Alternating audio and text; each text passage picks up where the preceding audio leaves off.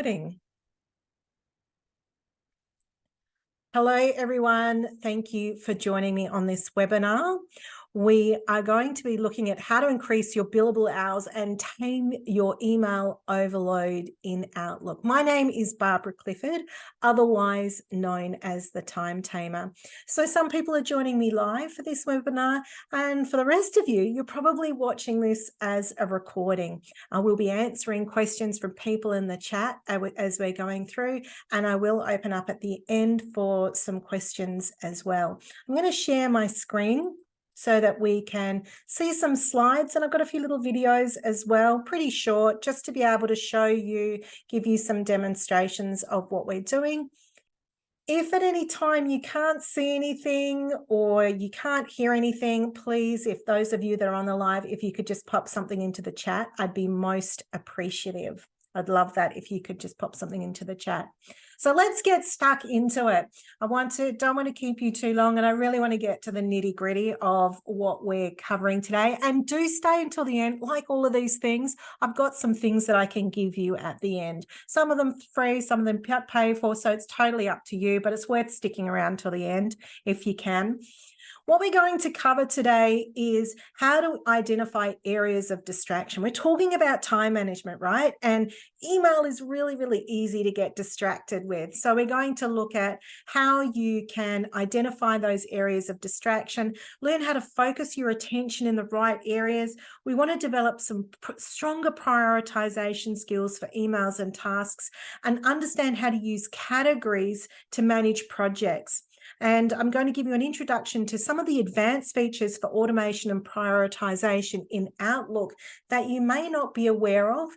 And look, the interesting thing about this process is what's most confronting for people is change. The hardest thing about this system is changing your habit and what's comfortable. And people typically resort back to what's familiar and what they know when they're under pressure. When I'm coaching people, I want to share with you what I'm typically seeing. I'm working with people that want to be resilient. They want to be leaders in their field of work.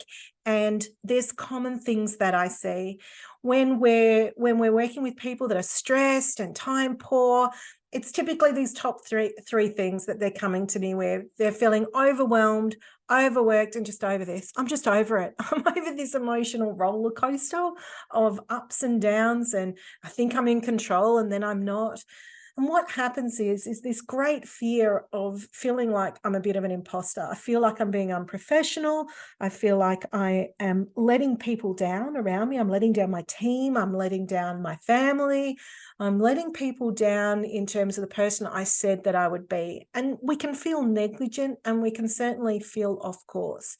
So if we can get things aligned, and if I go back to this slide, if we look at all of these things, all of these things impact upon our time. If we're stressed, we can't manage our time.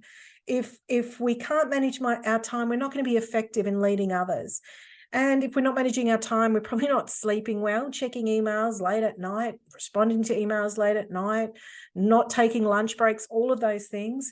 And of course, it affects our communication. We can become short-tempered, or just our email communication is affected, and we're not able to roll with the punches and bounce back. So when all of those things are misaligned, they impact upon each other, and then we start to feel like this. So if we can get that alignment, I don't like saying work-life balance, but it's kind of that thing. If we can find a balance and the right timing in terms of where we put our energy, then we're going to feel more valued. We're going to be able to make some decisions in the moment. We don't get decision fatigue, so we become really solution focused. And then we go to work feeling inspired and motivated. I work with people when I'm coaching them that spend days under the doona because they just can't face the onslaught at work. But if we can get that under control, then you really enjoy going to work, and you have rocket fueled motivation. And as I said, you're making strategic choices. You're not getting exhausted by the decisions you need to make, and you become a trailblazer. People look to you for advice and direction, and that leads to you feeling more certain and more confident about what you're doing. So I want to ask you, what is the number one thing that is the hardest for people to do when implementing this email mastery system? So you can pop some stuff in the chat for those that are watching this live, but I'm going to give you a clue. I said it before when we were talking offline. It's about changing habits. It's about changing the things that you are comfortable with and familiar with. So someone has said prioritizing in the chat, and that is a big one: procrastination and prioritization. And what typically happens in email is that we go hunting, we go cherry picking, we're looking for the thing that's screaming the loudest or the thing that we've forgotten, and we're going, oh, sugar, I'm going to be in trouble, I haven't done that. Problem is, what happens is we create what we call an open loop, continual touch points. Now, this picture is what's called video feedback. It's a camera filming what's on the monitor, and the monitor is filming what the camera is filming. So it's this endless loop. And the reason I've got this picture is because I feel that that's what it's like for us in emails. Some people have probably got thousands of emails in their inbox, and they go back years and years and years, and they scroll up and down that inbox looking for emails to address. And each time you scroll up and down, you're touching the emails again. Your brain has to process and look for the email that you need to attend to.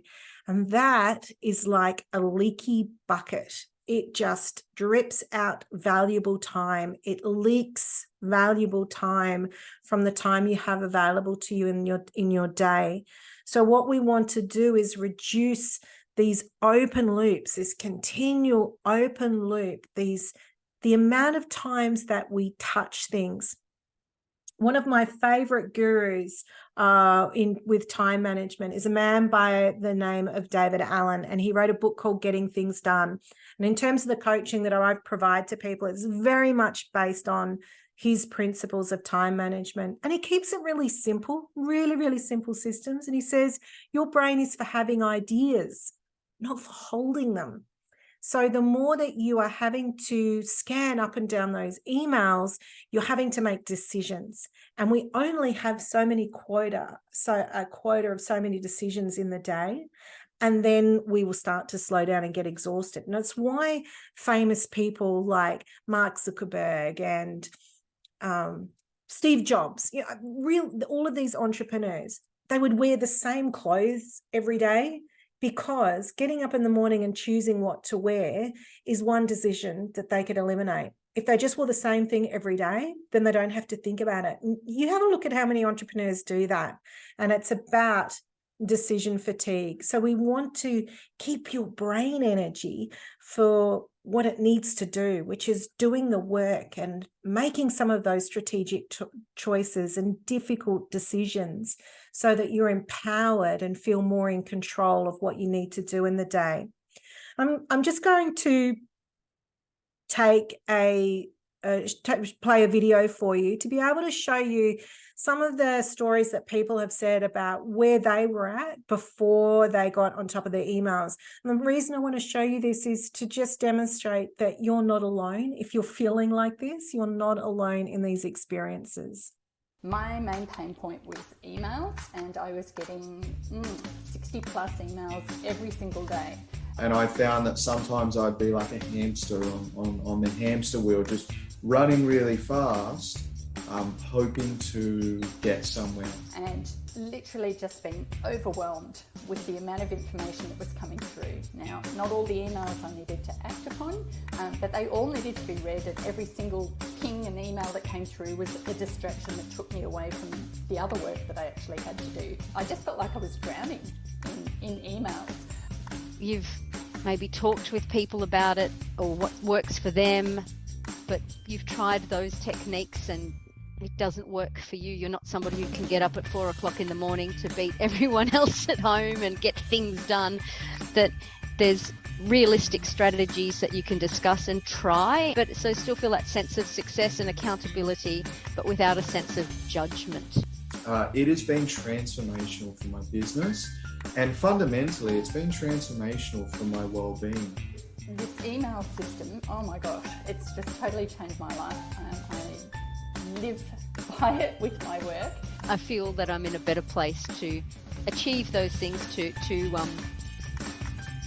identify the priorities, and to also be kinder to myself.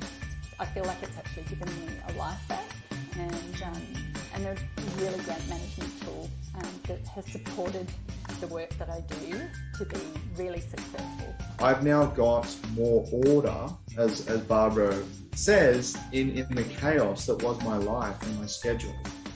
When I feel like, where to next, I know that I can come back to her systems to get laser focused, to create time for that laser focus, and then to act.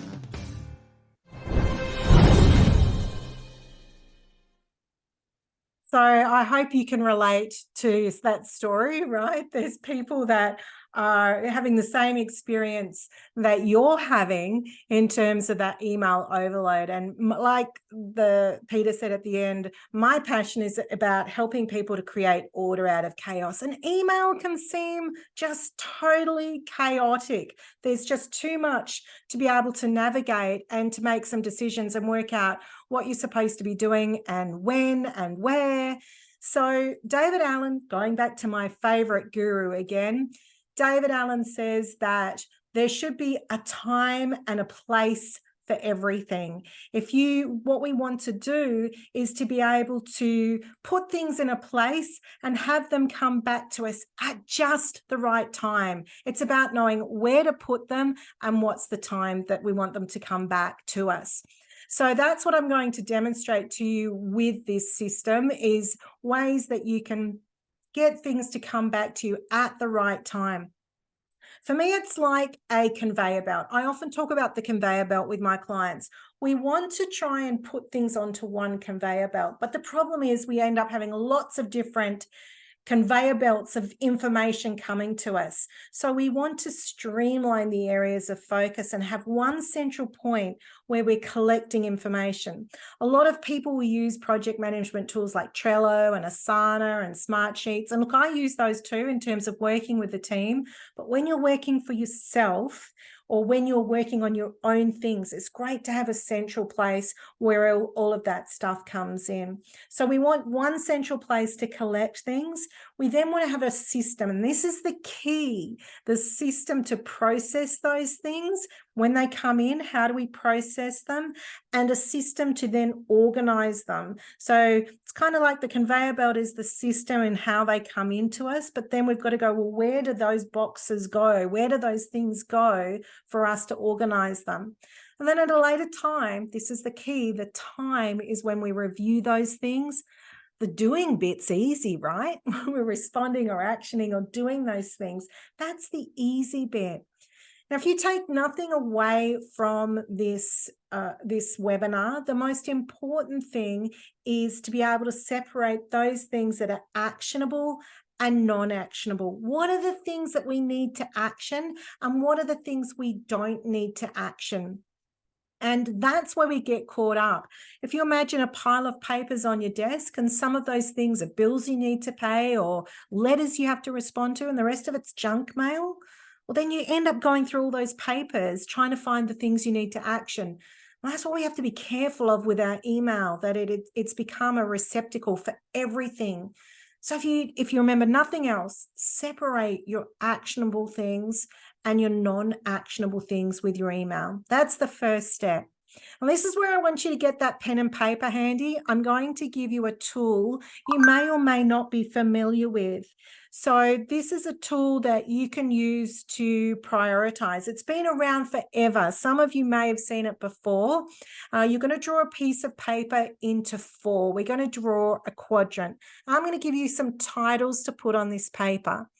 This is known as the prioritization quadrant, the Eisenhower matrix, the urgent and important matrix. So you probably have seen it. The reason you've seen it is because it works. What I'm going to show you is how this matrix gets applied into the digital space. How do we apply it into the digital space? So this is the theory that I'm going to show you the practice. So if you've drawn a quadrant on your piece of paper, the headings you're going to put on the top left and the top right are important. You want to write the word important. And then the bottom left and the bottom right, you're going to write the words not important. And then on the left-hand side, top left, bottom left, you're going to write the word urgent. And then on the right-hand side, top right, bottom right, you're going to write not urgent. That is really difficult for my brain to navigate that. So hopefully you followed the diagram. Basically, as you move across the page, things get less urgent. As you move down the page, they get less important. And you're probably wondering, how does that all fit together and how does that apply to email? So stick with me and I'll explain to you how that works. So the things that we've got, things that are urgent and important. And this is typically where most people work from in their emails. They're just looking for the things that, oh, this is really important and I've got to get it done. And that's what people typically look for. So in each of these quadrants, I'm going to give you an approach that you need to take. I'm going to give you some examples of things that sit within this quadrant, and I'm going to give you a recommended time frame. And this will be really important when we look at how we process our emails. And this is how you can speed things up. So in this quadrant, things are urgent and important. We typically need to get them done today or tomorrow. And so the approach we need to take is we just have to do it. We can't put this off anymore. We just have to do it. Now, this quadrant is the one that most people come unstuck with. This is the one that is the silent killer, so to speak, when it comes to email. So we've got things that are really important, but we've got plenty of time to do it. No rush yet. So this thing is like proposals. It is providing a quote to a client. It is doing reports for your board or your stakeholders or submitting applications. It is also relationships, touching base with your customers or your clients, making time for family and friends. And the key with this one is that we always say, I'll do it when I've got time, but it's not like we ever have idle time just laying around, right? We're always filling our time. So the D word for here is defer it. You have to make time sometime in the future, whether it's this afternoon or in 3 weeks, where you're helping people, you're attending to those things or helping people or responding to clients, and you've allowed for time for that. Then we've got things that are urgent, but not important. Now, these things are things that don't necessarily have to be done by you. They are things like answering the phone, sending an email saying, I'm away on holidays at the moment and I can't respond to your email. It could be paying a bill. It could be attending a meeting. The key here is, can someone else do this? Can someone else pay that bill? Or can I delegate it to someone else or something else, a tool or a program that could do that work? So it's the D word is delegate, and you want to delegate it to a program or a person. And then lastly, we've got things that are not urgent and not important. Now, basically, the D word here is deleted. But what that I like to think is that we're deleting it out of your immediate space. So like David Allen would say, is put it in a different place. Take it away from where you're putting your attention right now. So this could be things like, certainly anything that's a distraction or anything you don't need, but it could be, I like to think of this as rabbit warren ideas, the things that take you down a rabbit warren. Is it a great idea? Is it a marketing idea? Is it a project? Is it a new tool you want to try? You want to put that into a folder. David Allen calls it someday maybe folder or a place. It's a rainy day kind of thing, or it's a back burner folder. It's somewhere else that you're going to put this stuff. So in summary, I'm just going to go through this with you and just reiterate the approaches you need to take. So if something is urgent and important, that's the do it. You just need to do it. Today or tomorrow, you just need to do it. And then we've got the not urgent. So, this is really important, but I'll do it when I've got time. We're going to defer it. And I would suggest that no later than next week is when we're going to do that. And then the urgent but not important, we want somebody else to do it. So these are things that probably need to be done this week, but if we can get someone else to do it or something else to do it, we're going to delegate it to them. And then lastly, if it's not urgent and it's not important, we either trash it or we put it on the back burner or we put it in the someday maybe folder. It's just getting it out of our immediate space. So just to reiterate those timeframes, if you didn't catch what I'm saying and you want to write them down, urgent and important is today or tomorrow. Not urgent, but important, I have to have done it by next week. If I haven't made time for it this week, then by next week, I need to have made time for it. And then things that are urgent, they're timely, but it doesn't have to be me that's doing it sometime this week. And this one, well, this is relative. This could be, if it's like marketing ideas or project ideas or homework from some study you're doing, that's going to be up to you. Is it this month? Is it this quarter? That's relative to you. So I'm going to leave the time frame for that one to you. And if you just want to capture some of those ideas that I shared with you in terms of what things sit within those quadrants, it's emergencies and deadlines that you actually have to do right now. This one is the projects, the assignments, the planning, the reports, the applications. It could also be your health and relationships, your personal relationships or your customer relationships. And I just want to point out too, with relationships, to give you an example, I have to put in my diary, because I have been called out, my family's birth date, like my children and my husband. And I know what day I gave birth to my kids, right?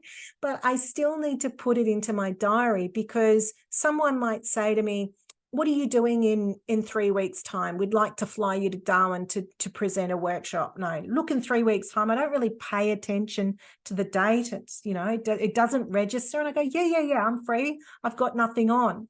And then I get caught out where I'm actually away over my son's birthday. So now by just blocking that time out in the evening for my son's birthday, it certainly appears when I'm scheduling and looking at things that I need to do in my calendar. So that's an example. As I said before, the things that are urgent and not important, it can be meetings, anything that's going to interrupt you. So phone calls, emails, anything that's somebody else's need, somebody else wants your time. And then lastly, what are the things that are going to distract you? Socializing, social media, menial tasks, but it's also those great ideas, the projects, those things that take you down a rabbit warren. The rabbit warren's the key here. So I hope that's making sense for you. You're being able to follow what I've been talking about. So that's the theory out of the way. Now I want to get to the practical stuff. I'm not going to go into a huge amount of detail. I'm just going to tell you what you can do and what you need to look out for. The first thing that I do with people when I'm working with them is to get them to turn off these little pop-ups. How many of you have those little pop-ups? You can, for those of you watching live, you can pop it in the chat. Like, how many of you have that little pop-up that appears in the corner of your screen to tell you you've got an email? You're going to go into the options setting and in your Outlook, and you're going to turn it off. Now, people freak out when I tell them to do this. Now, here's the thing. You're not paid to sit there and watch emails, are you? You're paid to apply your knowledge and your experience. And someone said in the chat that they're very used to having it. And especially if you're accountable to somebody else, you want to be able to see that when that appears. I get it. But here's the thing. What research has shown is that every time you take your attention away from what you're doing, that thing that you're doing will take 3 times as long to complete as if you weren't interrupted, because you're switching, your concentration switching, you're taking your mind off that thing to process the information that's just popped up on the window. And you don't need that for every single email that's coming in. If you think, oh yeah, I'll go back to what I was doing, you've taken away a bit of concentration. You've actually applied a decision that you didn't need to make in that moment. There are tools within Outlook that can create custom alerts to do a pop-up for your VIPs, the people that are important. So if it's the boss, if it's clients, if it's members of your team, if you're a business owner, that's what I do. I've got an alert that pops up when my members of my team are sending me an email. But for everybody else, they wait until I'm ready to process it.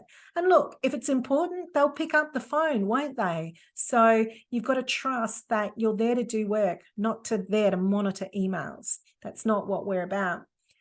So remember, in the quadrant, I said to you that we want to be able to defer things. We want to be able to put things onto our conveyor belt, and as they're coming to us, decide whether we're going to catch them in the moment or we're going to throw them back down the conveyor belt. Or do we decide from the very beginning that they sit way down the conveyor belt? So we use tools within Outlook to be able to do that. And you can also, people can also do this in Google, and people don't take advantage of this feature. Most people will flag emails and look for the flags within their inbox. But if you flag emails, you can actually go into your task list and see all of the emails that you flagged. And from there, you can prioritize them. This is really, really powerful. In fact, you can prioritize them as soon as you add the flag. So rather than just turning the flag on, now what you're going to do is choose some options with that flag. So you can see up here, there's today, tomorrow, this week, next week. I have prioritized all of my emails by a date and a time. So I know exactly what I need to do today. If I can't do it today, then I'm going to push it further down the conveyor belt. And I can do that process very, very quickly. This is not every email in my inbox. This is a curated list of the things that I need to action. Remember, I talked to you about separating the actionable from the non-actionable. Here's the first step in doing that. This is a curated list. And what's really beautiful about the flagging feature in Outlook is that you can flag emails, but you can also flag contacts in your contact list. So you can see here, this one on my list, on my to-do list, is actually a person. It's a contact record. I flagged a contact record to remind me to follow up that person. And I can also click on new task here to create tasks that aren't related to an email at all. So you can see here, I've created a little task for myself. It says, use this to create a blog about women working in rural areas and resilience. And if I click on that and open it, it'll be a hyperlink probably to a resource paper. So this is a really powerful tool. You can use that new task feature to create your own tasks, and then you're using these flags. Do you recognize those? They are from that prioritization quadrant, right? This is where we're going today, tomorrow, this week, or next week. Is it urgent? So it's today or tomorrow. Is it something that is, if it's urgent and important, is it urgent but not necessarily important? Well, I want to try and do it sometime this week if I can. And if it's something that is important but not yet urgent, then I'm going to be using next week. And I can use these flags with emails that I'm about to send. I can set flags for people at the other end, so they get reminders as well. You want to be careful with that, though. You can upset people if you use that too much. People underestimate the power of this tool to be able to create a curated prioritization list. Every day I go into this task list and go, what did I say that I wanted to do today? What did the me in the past set for me to do today? Remember, David Allen said, a time and a place for everything. So I'm moving things out of my inbox and I'm flagging them and I'm just going to my task list to look to see what I need to do. And I just want to show you how easy it is, how quick and easy it is. This is a real-time video of me actually curating my list. People often get put off. They go into this and go, oh, it's all red. It's all overdue. It's a bloodbath of overdue tasks, and they avoid it and bury their head in the sand. But this is me actually processing my list. So you can see sometimes I'm hesitating because I'm thinking, oh, when do I want to do this? Is it this week or next week? But look how quickly I'm moving through the list. See, it's quite quick. I'm actually going through it quite quickly. I'm going today or tomorrow, this week. And provided the subject line is clear, then I know exactly what's in that email, if it's an email that's been flagged. And typically speaking, you can process around 20 within 5 minutes. So don't worry, when I start working with people and getting them used to this system, we go into their task list, and here I'm bulk, sorry, in that video just there, I was bulk reprioritizing, which is great as well. I'm going, all of these things are a certain category, and I'm going to talk to you about that in a minute. So I'm just going to bulk defer those ones. But what I say to people is just chip away at it. We go to where the red meets the black. We look at what we need to do today, what were we supposed to do yesterday or the day before, and we just spend 5 minutes every day going through and reprocessing those emails. And like I said, we can go through 20 in 5 minutes. So, you know, in an hour, you could probably get through 80% of that list, right? If you wanted to spend an hour, but like 5 or 10 minutes is enough. I don't think my maths was right then, but you get the point. You get the point. Now tell me, I'm really curious, for those that are watching this live, how many of you have folder lists that look like this? There is no shame or judgment. Most people do. I would be surprised if you didn't. Who has lots and lots of folders? Yeah, not surprising. People are saying yes. Really, really common. So this is where it starts to get a little bit challenging, right? I'm going to shift that up. I actually only have 3 folders. Someone's saying, I've got lots of folders. I only have 3 folders. 3 folders that I use, because I changed the way that I look at things. I want you to think about this. We were taught how to use even doubles. Oh, Lordy. Someone's just said they've got even doubles in there. We were taught this system from people who used to use paper systems. So when I first entered the workforce into business, we had filing cabinets, we had manila folders and drop folders. We made photocopies of things and had a stamp that said duplicated, a stamp that said faxed. We'd take that piece of paper, we'd open up the filing cabinet and go, where will this piece of paper live?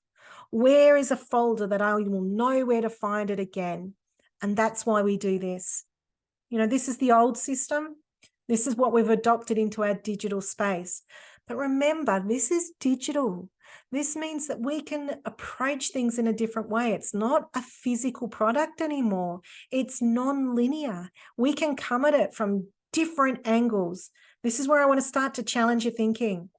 So in the traditional sense, we would look at things and go, okay, I'll put it in the client folder, or I'll put it in the boss folder, or I'll put it in the family folder or the church folder. We're thinking about it in the context of people.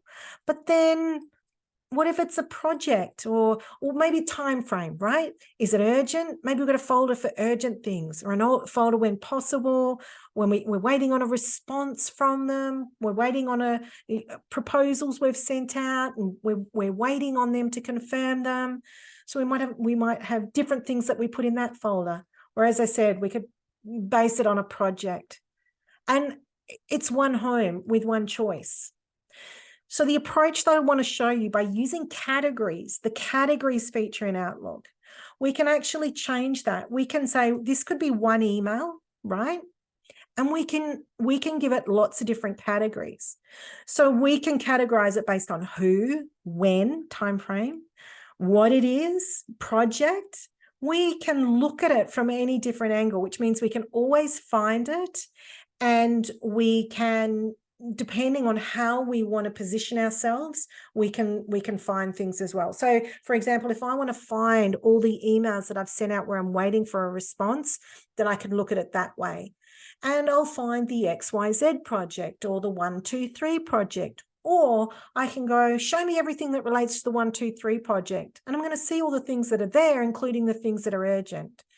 Or if I say, I want to see every email that the boss has sent me, I can find those too, but they will be the same email. I'm just looking at it from different perspectives. Problem is our inbox. If our inbox was physical, this is what it'd look like, right? That's what probably your inbox looks. A lot of people's inboxes look like that. And then it's buried with lots of folders. But what I do is create 3 folders. 3 folders. One is for my action. One is for archiving things. So I want to keep them, but I don't actually have to action them. I want to go back and look at them later, but I don't need to action them. And then there's a folder for things that I would like to read, maybe, like to look at, probably a lot of someday maybe stuff in here. Now, remember, a lot of people, if we go back to this, oh, it's too far back. If I go back to that picture with all the folders, right? Too many people have a folder for a project, the XYZ project, and in that folder are things they still need to action, but also things that they've archived, and it's all muddled together.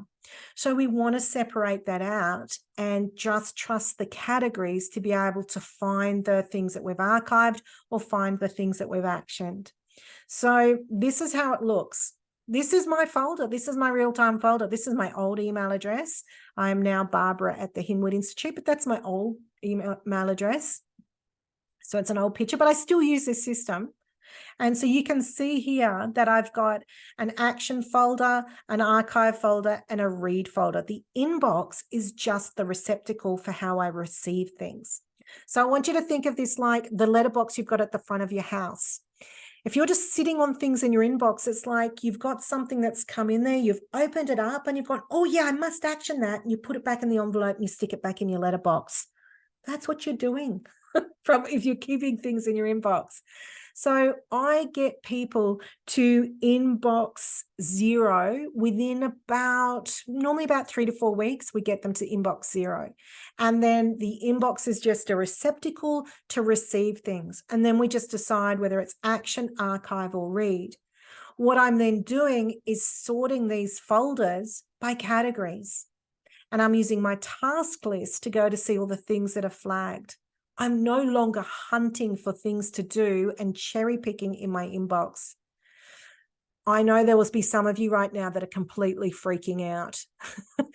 And that's okay. When I'm coaching people, I'm gradually taking them through the system, but I'm reducing the touch points. I'm reducing how often you're looking at things, that constant open loop.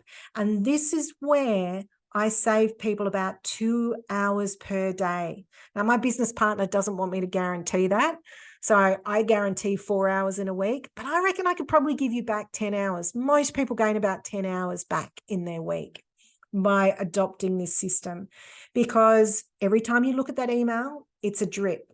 It's a drip that is leaking out of that bucket, and it's all of that valuable time. So what we want to do is start to look at how we can automate things. We want to use some automated features to be able to separate some of these things out. And this is where we're starting to look at some of the sophisticated features within Outlook that you may or may not have used yet.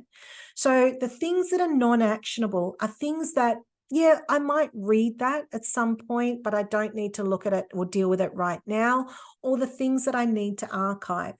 Now, the things that I put in my read folder are things like every time I get an email notification from PayPal that I've made a payment, it will be categorized PayPal and it goes into my read folder. Everything in my read folder is sorted by categories. And so if I want to, I can go and look at all my PayPal receipts, but I don't need to look at them every day. And periodically I'll delete them because I don't need any of them. All the industry newsletters, all the great content that I get from industry thought leaders that I might utilize or reference or inspire me, It all goes into my read folder. All the notifications from my social media, it all goes in there. So I'm a bit scared to unsubscribe from it because I might need it. I might want to have a look at it. Or my shopping catalogs, they all go in there. And so I read them when I get a chance. I would be careful of putting things in that you need to read and action. Some people like to put things into their read folder and then attach a flag so it still appears on their task list. So it could be board papers, so you have to read them before a certain time. But for me, anything that needs a deadline, an actionable deadline, it's going to go into my action folder. So that's how I do it. And we adapt that. I adapt that for my clients based on how they want to work. Everything else is a timely action. This is from the quadrant, the prioritization quadrant. So we will categorize things based on whether they're urgent, when possible, or when response arrives. So we're waiting on a response from them. So in terms of flagging things, these get categorized, action as urgent, and they flagged for today or tomorrow. This one is categorized this, and then it's flagged for this week. And when things are categorized with this, they are flagged for next week. So if I haven't heard from you by the end of next week, then I want it to appear on my task list that I need to follow you up. This one's great for sending proposals or getting responses or checking up on people if they've done things. So this is where it starts to get a bit technical and a bit tricky. There's a feature within Outlook called Quick Steps. And basically what we're doing is creating a button. This button, when I press it, will do a whole range of things. It will flag things, it will move things, it will prioritize them. It can even send off an email to somebody with the press of one button. How cool is that? So you can see I'm removing all of that decision making. What do I have to do with this email? I have to move it here. Barbara said I have to move it here. I have to categorize it. Oh, I have to flag it and then I have to forward it to someone. I'm just removing all of that decision making and just creating a pretty button that these are all the buttons, little icons that I've chosen. So you can see here that this one's for the kids. When I get emails from the school or from different things, that they will process them. These ones relate to my company. When I click on this, it's going to categorize it as my company and move it to the archive. It's going to remove flags, any flags that are on it. And I don't think you can see it there, but there is one.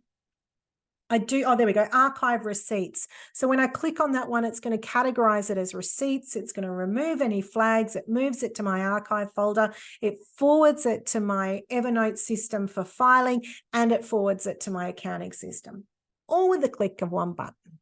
How cool is that, right? So what happens is, this is the process that I've now created. I'm actually creating a function where I'm checking my inbox and seeing what's come in. And I only do this 3 or 4 times a day. I'm not sitting on it all the time. Go to my inbox and go, what's come in?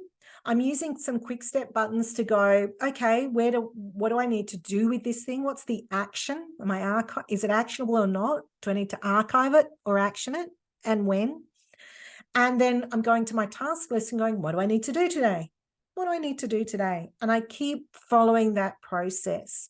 And I am absolutely on top of what I need to do and prioritized. And it's fantastic when you're absolutely under the pump.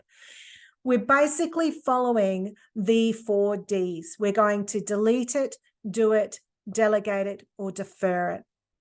Now, one of the things that I haven't shown you in this system that you can also utilize is the rules feature.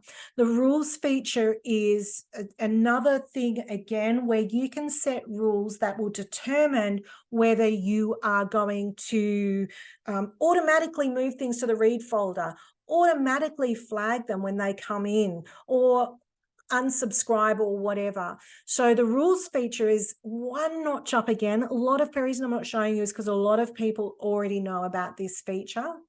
But the rules feature is basically, hand on heart, every time an email comes in, I know I want to categorize this the boss. for example. Or hand on heart, every time something comes in, this is what I do from my lead generating system.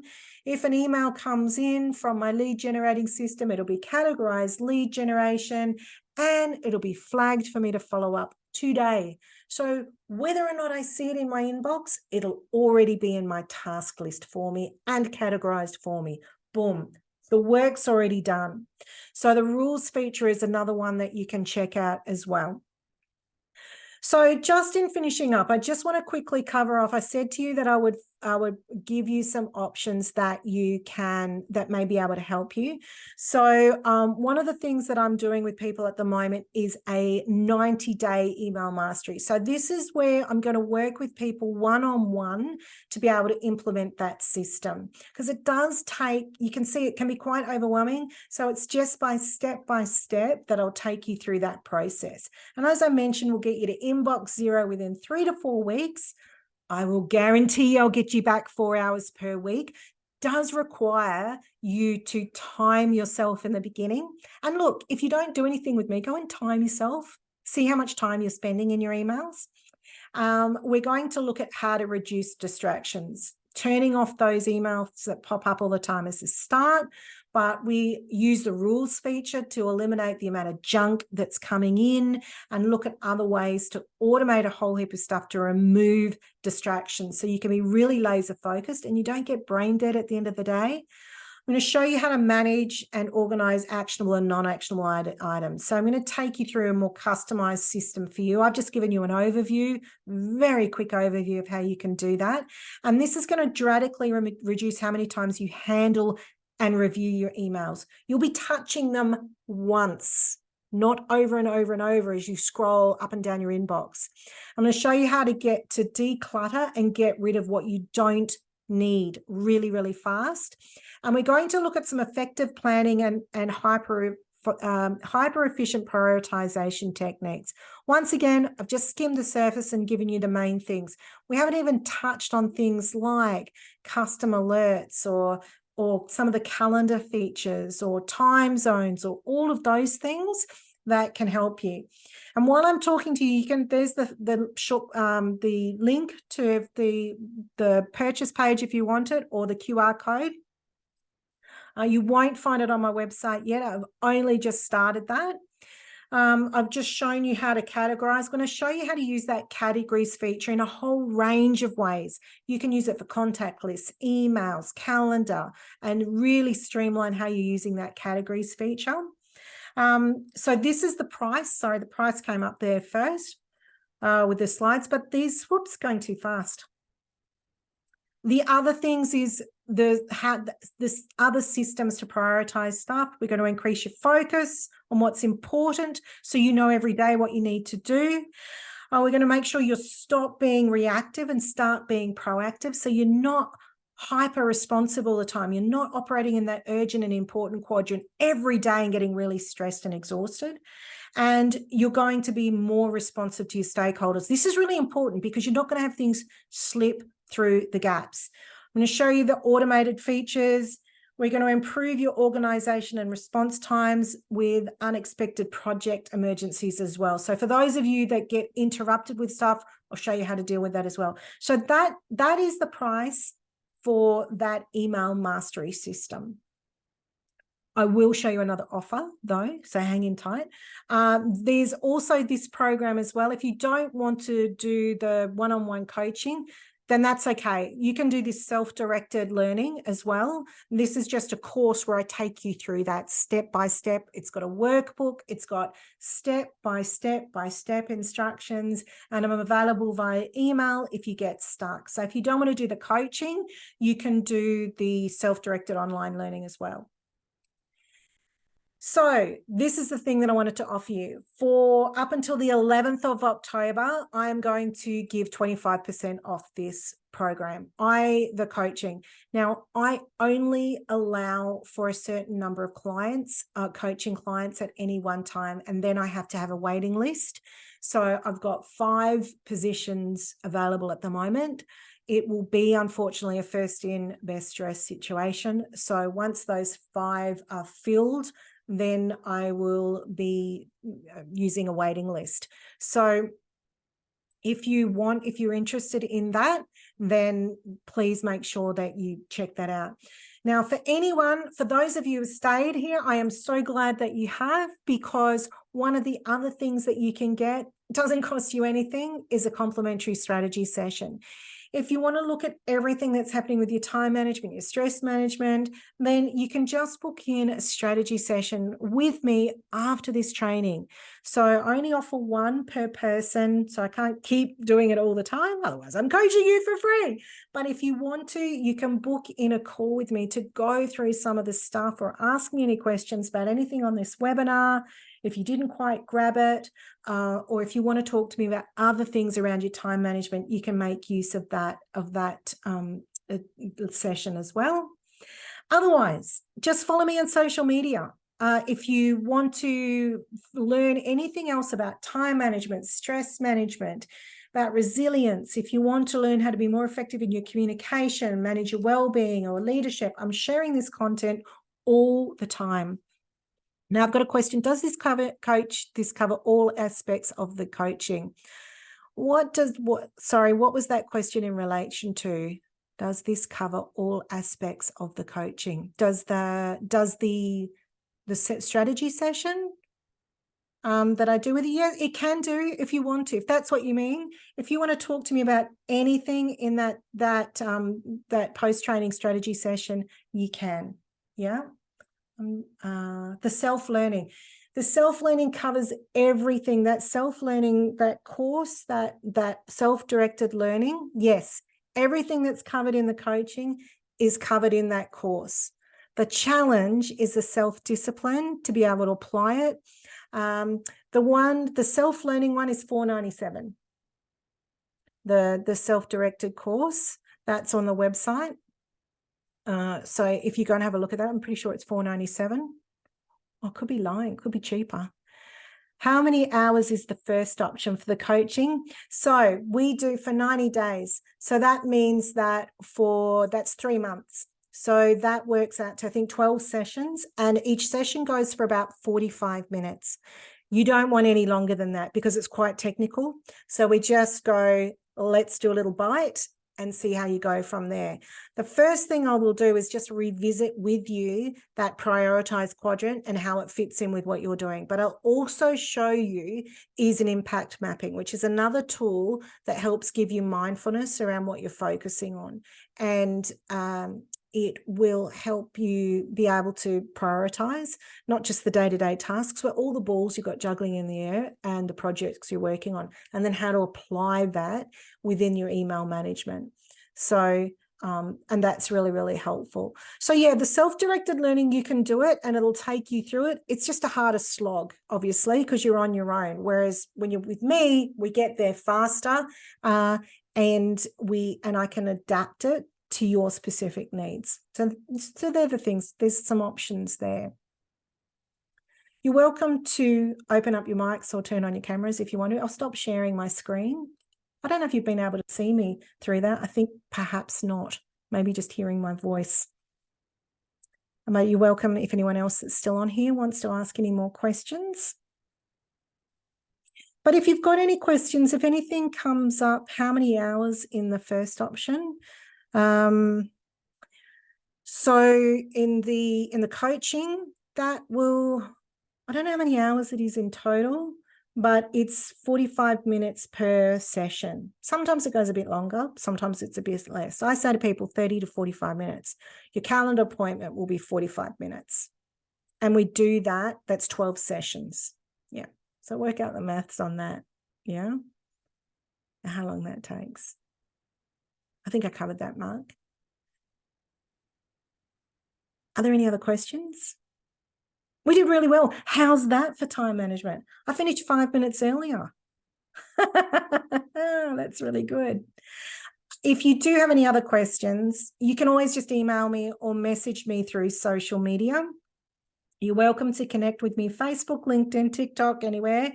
The Facebook and LinkedIn is where I'm most responsive. I'm not as responsive on Instagram. I do respond to TikTok if you want to go there. Your choice, whichever one you want to go to.